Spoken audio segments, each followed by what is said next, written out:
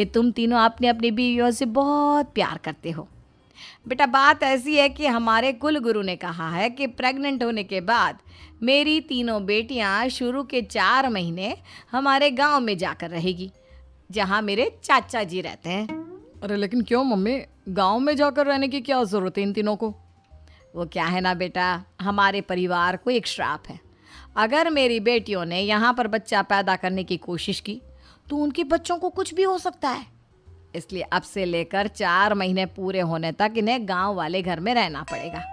हाँ तो इसमें प्रॉब्लम क्या है मम्मी जी, हम भी वहाँ जाकर रहेंगे, पिकनिक मनाएंगे। अरे भाई बीवी जहाँ हम भी वहाँ। हाँ यार, आइडिया तो बहुत अच्छा है। शहर की ज़िंदगी में रह रहकर परेशान हो चुके हैं, अब कुछ दिन गांव में बिताएंगे। तुम लोग समझने की कोशिश क्यों नहीं करते? तुम में से कोई भी वहाँ नहीं जा सकता और मैं यहाँ रहूँगी ना तुम तीनों के साथ। 4 महीने की तो बात है, उसके बाद ये तीनों ही लौट कर आ जाएंगी। ठीक है मम्मी जी, अब हमारे बच्चों का सवाल है तो ये तो करना ही पड़ेगा। कावेरी अपनी तीनों बेटियों को कुछ दिन के लिए घर से बाहर कहीं दूसरे शहर में रहने के लिए भेज देती है। कुछ दिनों के बाद, अरे मम्मी जी बहुत दिन से पिज्ज़ा नहीं खाया, मंगवाइए ना। क्या बताऊं बेटा, पहले तो बेटियां खर्चा दे देती थी क्योंकि उनकी नौकरी थी, लेकिन अब तो मेरे पास पैसे ही नहीं बचे। थोड़े बहुत पैसे हैं जो बच्चों की डिलीवरी में काम आएंगे। लेकिन मम्मी जी, आपकी बेटियों को वापस आने में तो अभी बहुत वक्त बाकी है। वही सोच सोच कर परेशान हो रही हूँ। सोच रही हूँ कल से दूध भी बंद करवा देती हूँ। अब दूध वाले को देने के लिए पैसे भी तो नहीं है ना। अरे नहीं नहीं मम्मी जी, अगर दूध भी बंद करवा दोगी तो मुझे चाय कहाँ से मिलेगी, और चाय के बिना मैं तो मर ही जाऊंगा।